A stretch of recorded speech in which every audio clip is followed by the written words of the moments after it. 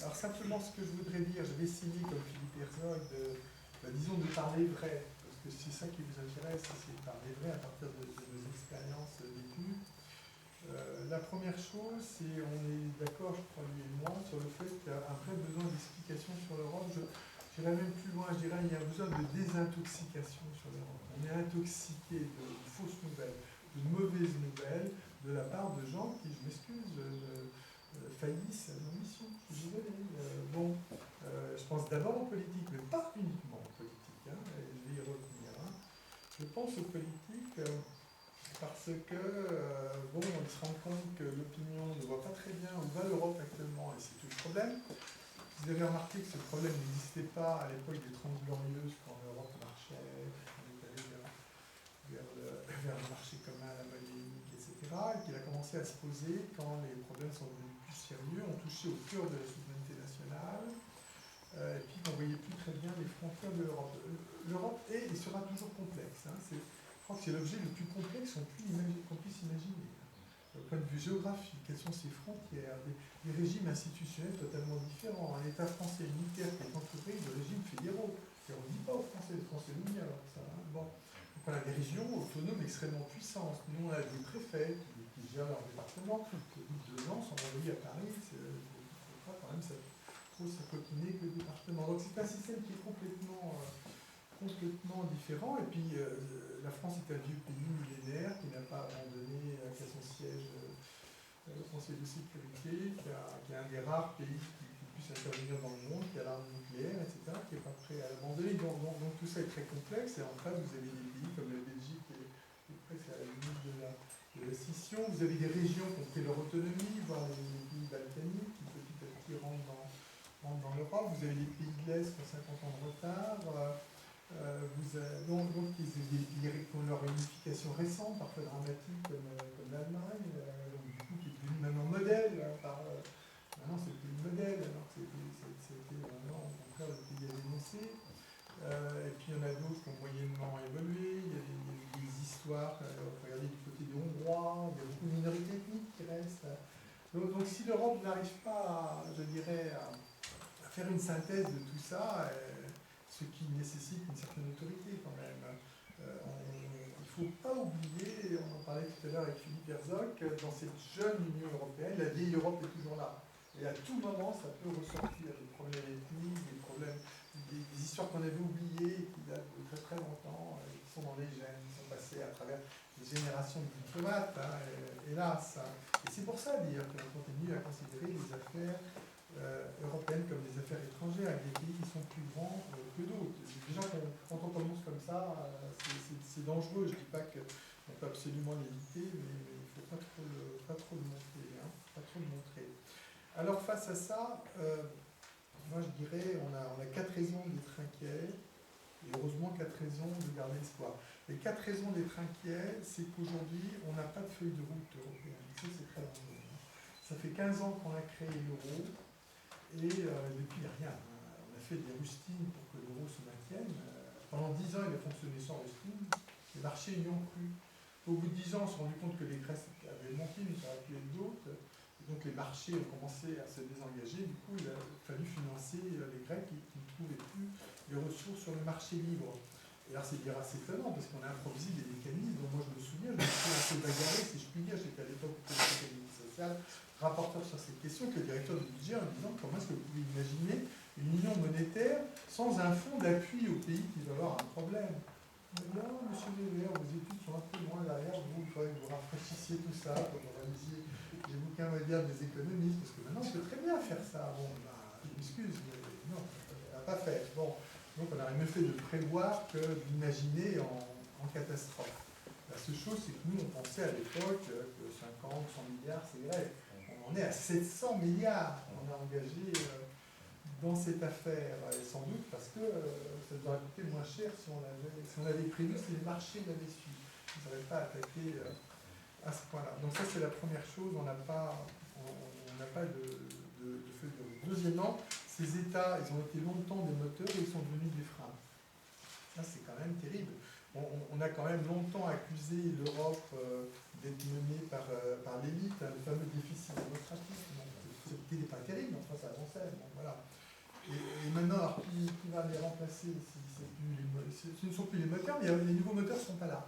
Voilà le problème qui se pose. Donc il y a toujours des élections déjà à 6, c'était déjà pas mal. Vous voyez ce qui se passe déjà pour la France, mais multiplié par 28, il n'y a pas 2 mois où il n'y a pas 3 élections dans un pays ou dans un autre. Bon, quant à l'administration, elle est quand même devenue assez conservatrice. Elle a eu du mal à s'accoutumer déjà à ce qui s'est fait. Cette Europe qui est essentiellement un contre-pouvoir, qui n'est pas vraiment un pouvoir, mais qui est un contre-pouvoir qui vient les embêter, leur demander s'ils respectent donc les normes, les règles, etc. Ils sont à peu près adaptés, mais bon, ils n'ont pas envie de se lancer dans un stade supérieur où ils exerceraient ensemble une souveraineté. Ils sont habitués à un peu ces gnous de Bruxelles qui les contrôlent. Hein. Bon, voilà, il faut faire avec, mais ils ont une mentalité de juste retour. Voilà, c'est affreux ça. Hein. Ça, c'est la destruction de l'Europe. Là, depuis longtemps, si on regarde le budget, on va y revenir. C'est quand on a commencé à favoriser le fait que les États donnaient chacun un pourcentage du PIB plutôt que d'asseoir le budget sur les ressources propres. Ça, c'est un système affreux qui fait que ça change toutes les discussions budget. Chacun regarde qu'est-ce qu'il reçoit, qu'est-ce qu'il donne. Hein. Alors que l'Europe, ce n'est pas le budget.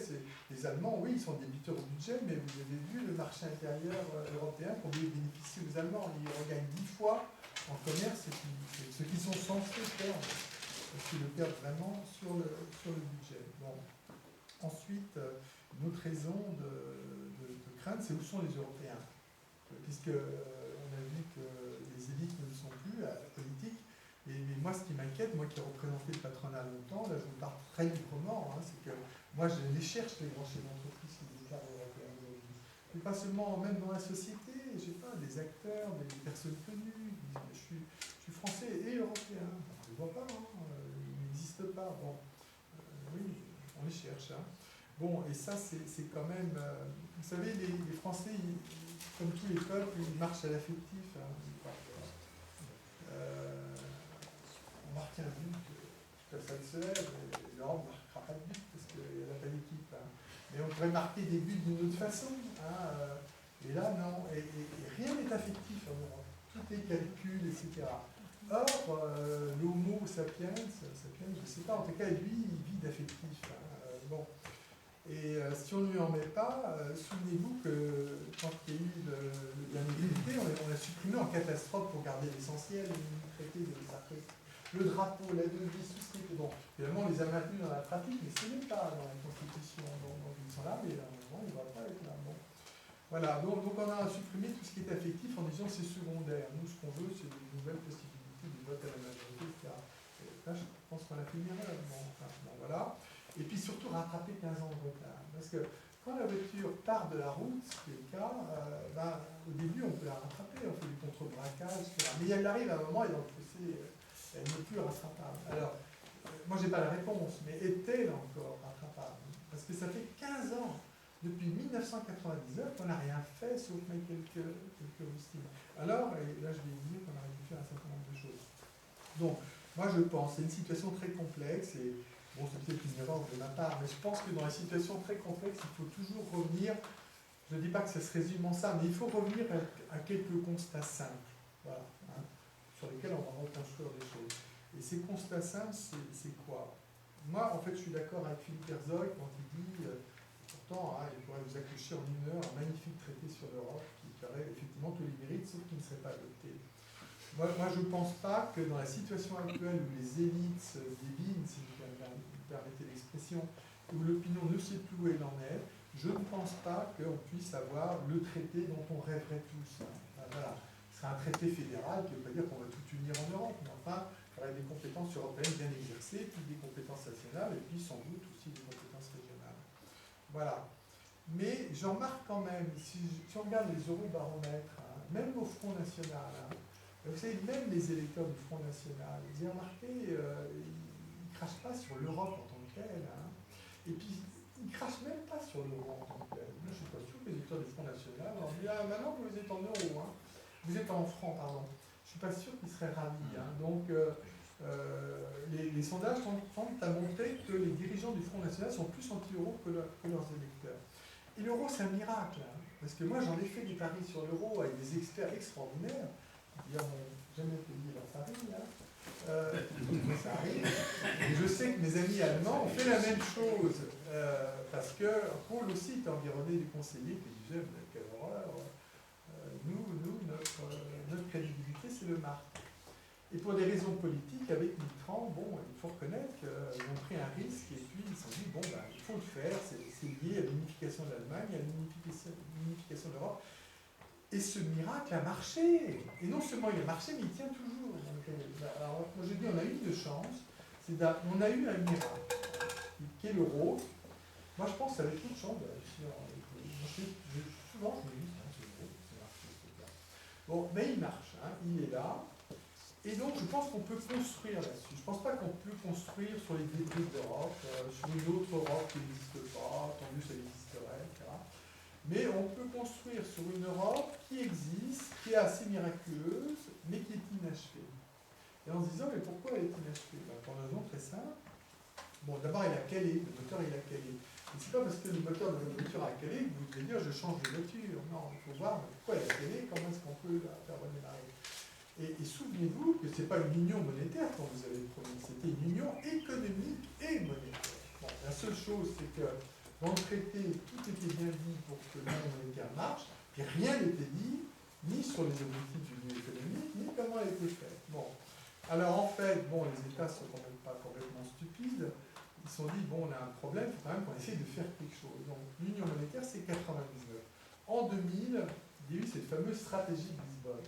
Finalement, cette stratégie de Lisbonne, si vous regardez bien, elle est très confuse, parce qu'il y a de tout, on cherche un peu le raton laveur, il y a vraiment tout ce qu'on peut faire pour l'union économique, mais elle est confuse dans son cahier des charges, et surtout elle est très confuse dans ses méthodes, hein, puisqu'on a renoncé à la méthode communautaire. Donc, en fait, c'est très intéressant l'union monétaire, parce que vous savez, ça me fait penser à ces publicités comparatives des ménagères qui sortaient de leur machine à laver, bon, avec le produit un tel, la plus blanc, puis l'autre c'est tout gris, donc voilà.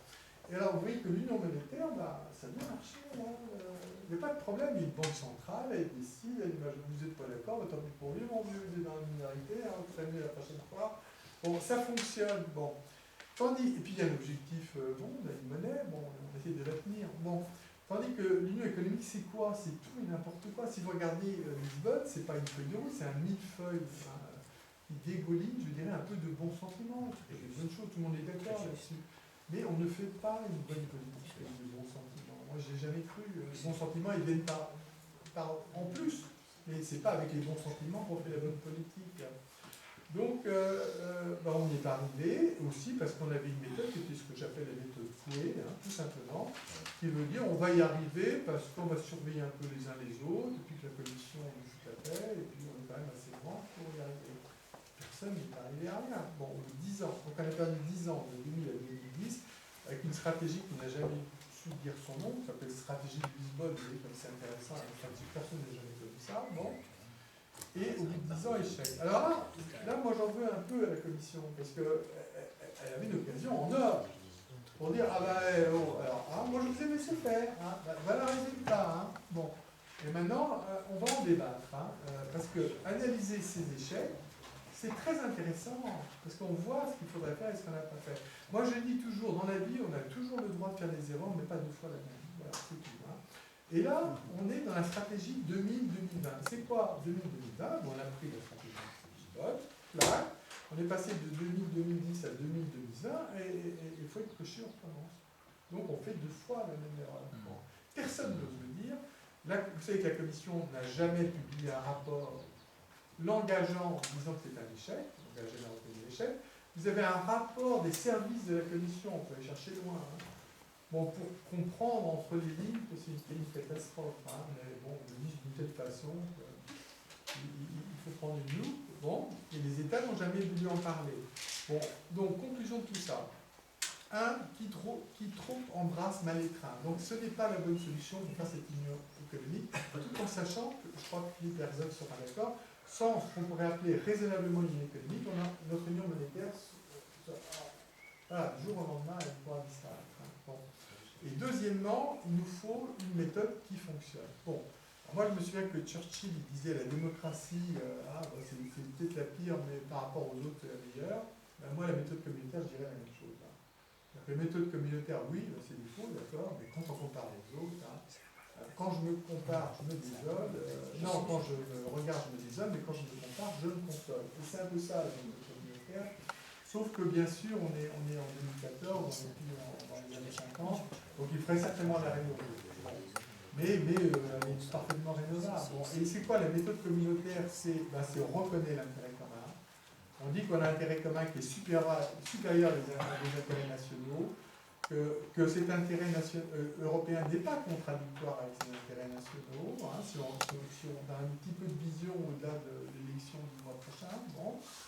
Et que, évidemment, il faut mettre toutes les personnes concernées, mais autour d'une table pour en discuter, hein, et les mettre de telle façon à ce que ce ne soit pas en position de se taper les uns sur les autres, mais de réfléchir ensemble à la meilleure façon de traiter le problème, et tout en étant conscient que ce problème, ça va nous aider à régler un objectif qui est certainement beaucoup plus ambitieux et politique, c'est créer déjà là-dessus une solidarité de fait, concrète, sur laquelle on peut construire. Limiter les serveurs. Comme ça qu'on a commencé avec la CETA, avec l'énergie. Bon. Et maintenant, sur l'union économique, moi je pense qu'il n'y a qu'une seule chose, il y a un chaînon manquant. Voilà. Donc, bizarrement, personne ne parle, je ne sais pas pour quelle raison. Et en partant du principe que bon, la seule bonne solution pour moi, c'est la solution qui marche. Hein, on peut toujours avoir des solutions merveilleuses, ça ne marche pas. Si elle arrive trop tôt, aucun intérêt. Si elle arrive trop tard, aucun intérêt. Donc, ce qui est intéressant, c'est d'avoir une solution qui arrive au bon moment, qui répond aux problèmes des uns et des autres, même si évidemment ça va créer des problèmes, mais qui, non, maintenant c'est trop tôt pour dire que ça va marcher, mais elle a tout pour elle pour marcher. Voilà. Et donc, il y en a une qui me paraît intéressante, ben, c'est tout simple. Vous savez qu'en Europe, c'est quand même incroyable. Je crois que Mme Merkel a dit l'Europe c'est moins de 10% de la population mondiale, mais c'est 25% des impôts et c'est 50% des prélèvements publics. C'est quand même énorme. Donc on voit que tout ce qui est budget, c'est 50% de notre économie. Donc si on agit sur le budget, ça change tout dans notre économie. Bon, voilà. Et donc, l'idée, c'est que l'Union et tous les États ne peuvent pas se satisfaire de leur budget actuel. Ils ne peuvent pas dire, nous, on s'en fout, le budget, ça ne marche pas du tout. Ils sont tous dans une situation. Alors, il y a des degrés dans le catastrophisme, hein, c'est tout. Il y a des degrés dans le catastrophisme. Hein.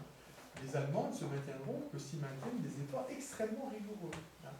Moi, j'ai eu des réunions avec des experts des trésors, je ne vais pas vous dire les résultats pour la France, même si on renforce, on triple nos efforts d'austérité. Pour eux, ils ne voient pas comment ça va être rattrapé. Ça m'a fait penser au Titanic, vous savez, où à un moment, l'architecture, il est appelé par le commandant, il arrive avec son plan, il dit 1, 2, 3, 4, 5 caissons, il va couler dans 1h30. Bon, ça m'a fait penser un peu à ça, et là, je peux me tromper, bon. Mais ça donnait un peu la situation du... Bon, donc les experts savent très bien que leur bateau, il ne va pas arrêter à flot très longtemps.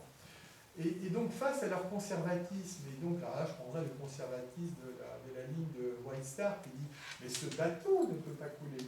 Quand ils voient la tête des autres du capitaine, etc., qui se préparent tous à partir pour un monde meilleur, ils se rendent compte que oui, il va couler. Bon.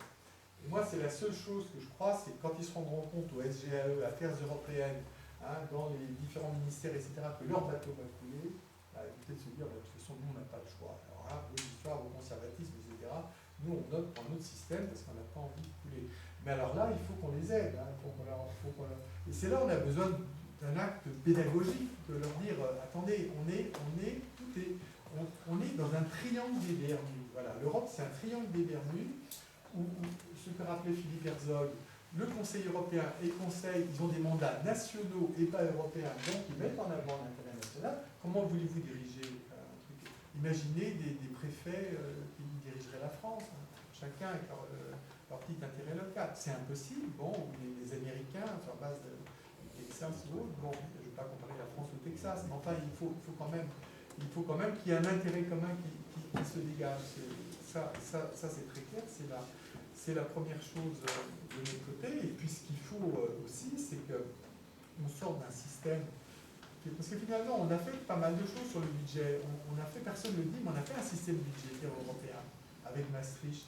Vous n'avez pas le droit de faire plus de temps de déficit. Souvenez-vous du système fiscal européen. Bon, on a fait un système monétaire, budgétaire européen avec le nouveau traité de Mme Merkel, et puis avec son MES, son mécanisme européen de stabilité, avec ses 700 milliards. Et maintenant, mais tout ça c'est des corsets quand même. C'est des corsets, puis on aide à renforcer le corset si c'est nécessaire. Mais ce sont des corsets qui empêchent de courir des bons, on se maintient droit, mais on n'est pas bon, on n'est pas compétitif. Voilà. Et donc, toute la question, c'est comment on va passer de 28 ou 18 corsets par euro à un levier. Voilà. Il nous faut un levier. Bon, et c'est pas impossible qu'on ait des corsets et un levier. Je crois que la perspective d'avoir un levier va rendre les corsets supportables. Et inversement, le levier sera possible parce que les corsets seront respectés. Bon, si on a un président de la commission un peu intelligent, un peu entre-gens, on serait quand même capable de nous expliquer ça. Voilà. Donc c'est pour ça que je dis que la personnalité qui présidera de la commission sera déterminante. Est-ce qu'il prendra des risques? Est-ce qu'il aura des qualités pédagogiques? Est-ce qu'il ira plus loin que l'année suivante? Est-ce qu'il sera capable d'engager le bras de fer quand c'est nécessaire? Et donc tous les Européens, un jour ou l'autre, lui seront reconnaissants. C'est toute la question qui se pose aujourd'hui. Et c'est un peu comme ça que je le vois. Je terminerai simplement en indiquant que j'ai parlé d'union budgétaire qui nous manque. Et finalement, moi je suis quand même très étonné parce que cette union, moi je crois, comme le disait Philippe Herzog tout à l'heure, on est face à un mur, c'est ce triangle des Bermudes où tout se perd, les chefs ils pensent qu'au pays, l'administration elle pense qu'au pays et puis l'opinion elle ne comprend plus rien. Parce que même moi quand je regarde comment ça fonctionne, je ne comprends rien. C'est tellement compliqué, c'est un tel mélange, ça dépend de qui, de quoi, quelle est l'autorité, etc. Donc ça marche à peu près, mais dans des conditions, seuls ceux qui ont créé ça savent comment ça fonctionne. Et alors là, c'est vraiment, mais pas du tout démocratique, c'est pas du tout démocratique. Et donc simplement, je me disais que si on a une union budgétaire, c'est pas seulement une porte, mais je crois que c'est également ce que j'appellerais une plaque tournante. Et une plaque tournante, ça veut dire quoi? Ça veut dire que ça nous mène sur... voilà, ça nous ouvre toutes les portes. Pourquoi ça nous ouvre toutes les portes? Parce que alors d'abord, comment on y arriverait? Là, je termine en 2 minutes. Je termine en 2 minutes, c'est promis. Première minute pour expliquer que je crois qu'il faudrait reprendre ce qu'on a fait. Vous vous souvenez ce qu'on a fait pour l'Union monétaire? On a fait un institut monétaire européen pour mettre les gens d'accord, les gouverneurs des banques centrales, et examiner ensemble, aussi les monnaies, examiner ensemble les problèmes, voir comment on pourrait faire, quelles sont les choses à mettre en œuvre, les choses à éviter, etc. Donc, acclimater l'idée d'une union monétaire avec les responsables.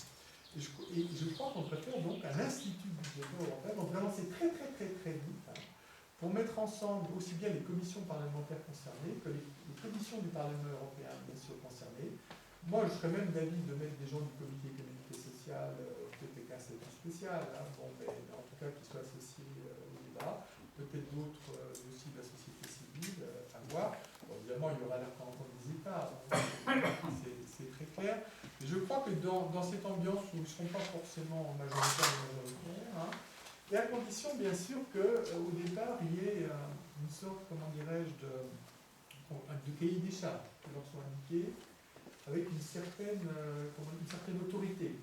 Et moi, je ne vois pas, en tout cas, il me paraît indispensable que les hautes autorités françaises et allemandes s'engagent fermement là-dedans. Sinon, c'est impossible.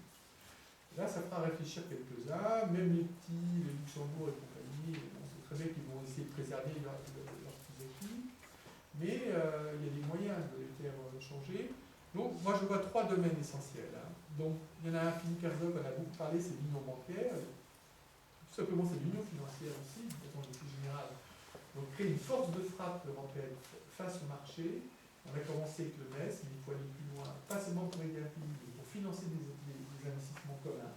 Moi, je suis sûr, même le très maigre capital que je peux avoir, je serais bien plus content de le mettre dans l'épargne de gens-là que dans les obligations françaises. Je suis peut-être un traître en disant ça, et je suis sûr que je suis censé. Voilà, ça c'est la première chose. Deuxièmement, je crois qu'il nous faut une union fiscale. Alors, l'union fiscale, c'est une fois, ça ne veut pas tout dire qu'on va s'aligner sur les pays qui prennent les moins de prélèvements.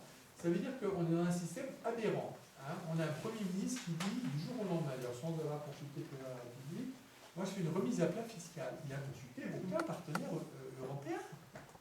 Vous remarquerez qu'aucun journaliste lui a posé la question. On se demande à quoi ils servent. Hein. Parfois, sauf à passer les plats. Non, mais parfois on se pose des questions. Bon, et bien c'est parfaitement scandaleux. Il faut dire ce qui est. Hein. C'est-à-dire que la fiscalité, aujourd'hui, qu'est-ce que c'est? Ça veut dire que les classes moyennes et les classes moyennes supérieures, les résidents, ceux qui sont ancrés dans le sol, qui ne peuvent pas partir, sinon on va leur faire payer très cher de partir, ils vont payer le maximum. Pourquoi? Parce que les États sont appauvris. Et pourquoi les États sont appauvris? Parce que les plus grosses boîtes, le CAC 40, les plus grands régissimes, je vous épargnerai les noms dont on parle une fois absolument en divers propos et toutes et autres, eux ils ne payent rien, pratiquement rien, parce qu'ils ont des holdings, d'excellents avocats, et que l'Europe, elle est construite sur la liberté des capitaux. Voilà. On n'a jamais eu l'idée dans les traités européens que les États pourraient faire des misères à leurs ressortissants. On a simplement eu l'idée qu'ils pourraient faire des misères aux ressortissants des autres États. Et tout est conçu dans ce sens-là. Les gens qui ont bien compris le système, eh ben, ils se débrouillent, ils placent leur argent où c'est nécessaire, il y a plein de moyens, et donc ils ne payent rien. Et comme les États ont plein de besoins, eh bien nous, ils nous écrasent. Et comme ils nous écrasent, ben, les gens, ils attendent que ça se passe. Et la croissance, ben, il faut attendre longtemps dans ces conditions. Bon, donc ça, c'est un vrai problème. Donc il nous faudrait un système qui soit à la fois... Moi, je pense qu'on a calculé qu'on pourrait avoir des taux moyens européens, même plus attractifs que ceux des Américains, tout en ayant un système globalement équitable d'un pays à l'autre. Et ça, vous ne croyez pas que ça rendrait un peu confiance en l'Europe de la part des gens? Bien sûr, j'en termine. Sur le plan social, écoutez, sur le plan social, moi je crois qu'il nous faut un genre de serpent à nouveau. Hein. C'est-à-dire qu'il y a des limites en dessous, vous ne pouvez pas descendre. Hein. Limite au-dessus, bon, peut-être, mais bon, peut-être pas de limite au-dessus. Mais en dessous, il n'y aura certainement pas de limite. Bon, là c'est des partenaires sociaux, ils ont un rôle à jouer, à condition de le faire par rapport à une Europe beaucoup plus intégrée. Et ça serait... Et là, ils jouent un rôle d'acteur qui serait intéressant. Et puis après, vous voyez bien que tout découle, parce que malheureusement, l'argent est le nerf de la guerre, mais aussi le nerf de l'Europe. Hein. Bon. Alors, on oublie un peu la politique agricole, etc. Bon. Et on tombe sur le sécuritaire. Hein. Moi, ça m'énerve de voir nos douaniers bleu, blanc, rouge, qui sont les seuls à protéger le territoire français en découvrant tous les jours des choses abominables à Roissy. Hein. Les douaniers européens, ça existe, mais on les cache soigneusement. Hein. Voilà. Technologique. Est-ce que vous savez que le budget européen, alors moi je vous le dis, parce que personne ne va vous le dire à la télévision, c'est 30 fois moins, je dis bien 30 fois moins que les budgets nationaux de recherche. Hein. Et en plus, j'ajouterais pour ce coup de pied de l'âne, sans aucun rapport avec eux, pratiquement. Hein. Bon, vous savez qu'en fait, avec ça, bon, on ferme la page. Bon. Et industriel, je termine, industriel et énergétique. Bon, tout ça aussi, c'est lié. Hein, si on a des programmes technologiques, des programmes industriels conséquents. Et vous voyez bien que ces problèmes de préférence européenne qu'on n'arrive pas à régler. On a changé les directives pour interdire la discrimination, etc. Mais la préférence européenne, elle ne se décrète pas, c'est comme l'embauche. Hein. Vous embauchez quand vous voulez, vous donnez une préférence quand vous voulez. C'est extrêmement difficile de dire que vous n'avez pas fait parce que celui-là est étranger, ou celui-là parce qu'il ne vous plaît pas pour telle ou telle raison. Hein. Bon, non. En fait, la préférence européenne, si on veut l'avoir, il va falloir l'avoir par un autre biais. Hein, c'est-à-dire un minimum de coopération technologique et industrielle européenne. Et tout ça aussi, ça passe par le budget, et à travers tout ça, bien sûr, parce que ce n'est pas un sujet isolable, la préoccupation environnementale, bien sûr, mais elle se retrouve partout. Et je dis donc, est-ce qu'on sera capable de franchir cette porte? Si on n'arrive pas à franchir cette porte, moi je vous dis, l'Union monétaire, ça ne sert à rien. Moi je vous dis tout de suite, alors la seule chose, c'est qu'on va se retrouver isolé dans des situations bien pires. Mais le statu quo, il n'est pas possible, parce que ça ne va pas durer éternellement. L'idée fédérale, un magnifique budget, c'est génial, mais on n'y arrivera pas parce qu'il ne pourra pas être accepté. C'est pour ça que je ne vois qu'une seule voie, qui est de continuer sur ce qu'on a fait, en l'expliquant de façon pédagogique, en disant qu'on n'a plus les moyens de faire ce qu'on a fait jusqu'à présent. Mais que par contre, si on fait ça, ça va nous redonner des espoirs aux Européens eux-mêmes. Ça va leur redonner des chances d'emploi pour leurs enfants, pour eux-mêmes, de redéveloppement. Voilà. Et donc, je crois que c'est là-dessus qu'il faudrait qu'on centre notre campagne européenne. Merci. Merci Bruno pour ce message d'espoir.